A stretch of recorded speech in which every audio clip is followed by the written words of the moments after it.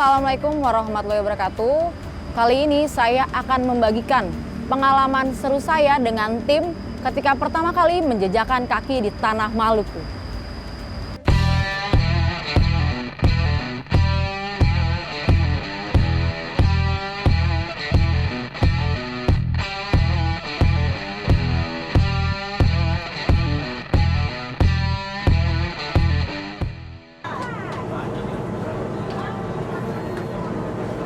Dari Pelabuhan Tulehu menuju Pelabuhan Amahai Kota Masohi, kami harus menyeberangi lautan menggunakan kapal sejenis speedboat yang memakan waktu kurang lebih 2 jam.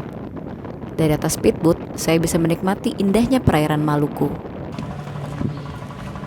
Sesampainya di Pelabuhan Amahai, kendaraan yang akan mengantarkan kami menuju Desa Piliana sudah menunggu. Langsung kami packing barang bawaan ke dalam mobil dan berjalan menuju kantor Balai Taman Nasional Manusela terlebih dahulu, sebelum melanjutkan perjalanan kembali menuju Desa Piliana. Mendekati Desa Piliana, beberapa jalan sudah terlihat rusak. Terkadang beberapa orang dari kami harus turun dari mobil karena jalanan yang berpasir dan berbatu yang membuat mobil kesulitan untuk berjalan. Sebelum melakukan pendakian ke Gunung Binaya, kami harus melakukan upacara adat yang dipimpin oleh Bapak Adat. Jadi Bapak Adat ini berbeda dengan Bapak Raja. Menurut saya, proses upacara adatnya itu nggak terlalu rumit, cukup singkat dibanding dengan pendakian ke gunung-gunung yang kami jalani sebelumnya yang memang ada upacara adatnya.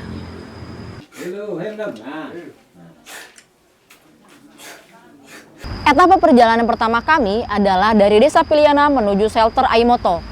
Waktu tempuh yang dibutuhkan menuju shelter Aimoto kurang lebih 7 jam perjalanan. Itu sudah mencangkup istirahat di beberapa shelter, makan, kemudian ibadah.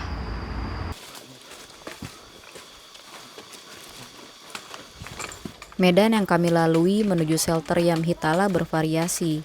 Saat itu kami cukup beruntung, karena sungai yang sedang kami seberangi debit airnya sedang surut, jadi kami nggak perlu basah-basahan untuk menyeberanginya. Sebelum sampai Yamhitala, banyak pepohonan yang tumbang, dan itu membuat kami harus merangkak untuk melewatinya.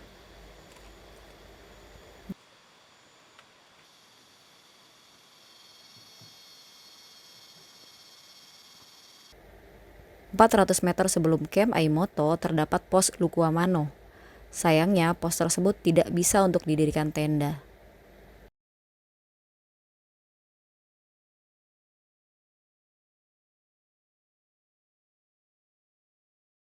Sebelum sampai di Camp Isilali, ada beberapa shelter yang harus kami lewati. Mulai dari Alun Nasalai, Puncak Teleuna, lalu High Camp. Di High Camp ini kami melakukan isoma beberapa menit, lebih kurang 30 menit. Lalu ada Manukupa. Nah, di Manukupa ini kadang kita bisa nemuin sinyal telepon seluler juga. Dan yang lebih indahnya kita bisa melihat Laut Pulau Seram. Baru lanjut ke Camp Isilali.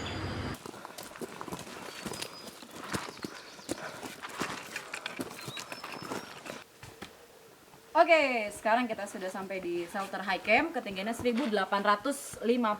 Nanti kita di sini mau istirahat dulu, makan siang, kemudian nanti jalan lagi. Ikuti kita terus ya, dadah.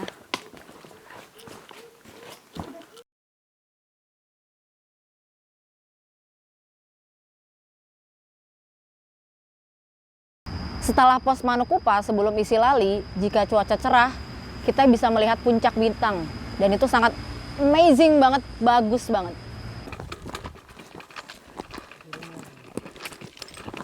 Kopi panas.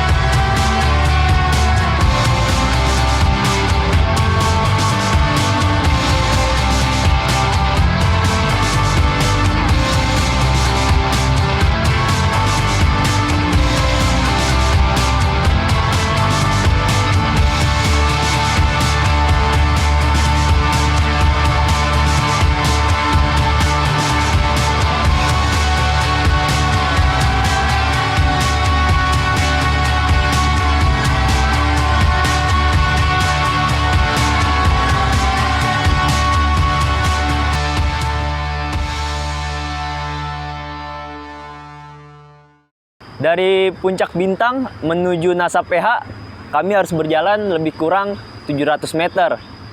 Jalanan terus menurun menuju Nasa PH. Nasa PH ini berada di lembahan. Nah, di sini teman-teman itu bisa mendapatkan sumber air berupa tanda hujan jika memang dalam kondisi darurat.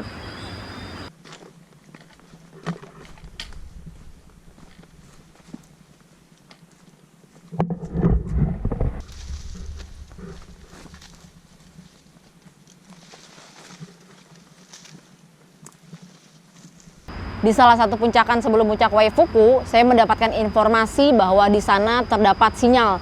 Jadi pas lagi di satu puncakan sebelum puncak Waifuku, itu saya coba untuk mencari sinyal dan alhamdulillah ada sinyal di sana. Halo, kedengeran nggak? Halo. Pukul 16.45, kami semua tiba di Waifuku.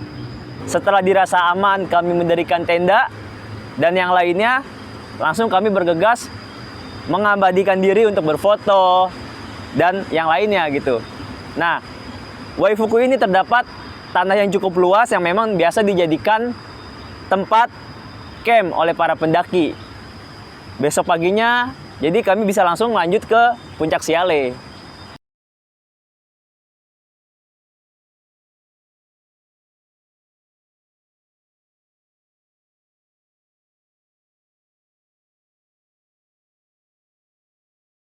Perjalanan dari Puncak Waifuku menuju Puncak Siale lebih kurang memakan waktu 2-3 jam.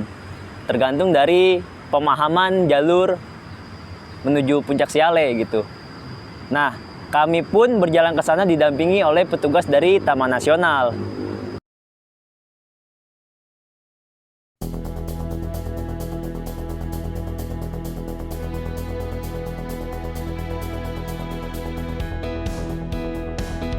Secara titik koordinat, puncak tertingginya Binaya adalah Siale. Dari Puncak Waifuku menuju Puncak Siale terdapat Telaga Sadel. Di Telaga Sadel itu kita bisa mendapatkan sumber air. Nah, untuk floranya itu tidak jauh berbeda dengan menuju Puncak Waifuku. Masih didominasi oleh tumbuhan pakis khas Binaya.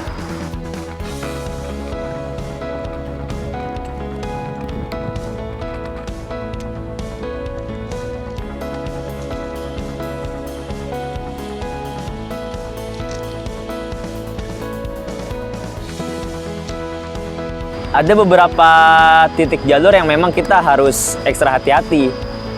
Karena kita harus melewati igir-igir yang berbatuan tajam, berjurang cukup dalam.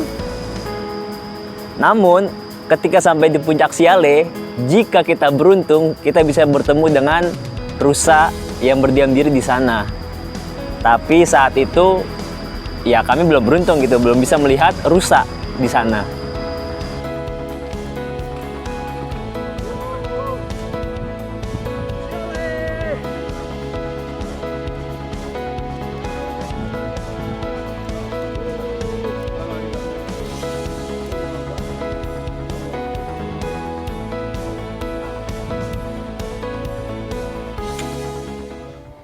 Buat teman-teman yang mau ke Binaya, diharapkan menjaga kebersihan Gunung Binaya dari sampah yang mungkin kita bawa sendiri. Tidak lupa juga mematuhi himbauan dari Taman Nasional Manusela. Dan jika kita berkesempatan untuk menuju Puncak Siale, jangan pernah disia-siakan. Karena Gunung Binaya tanpa Puncak Siale itu pasti ada yang kurang. Karena Puncak Siale adalah puncak tertinggi dari Pegunungan Binaya.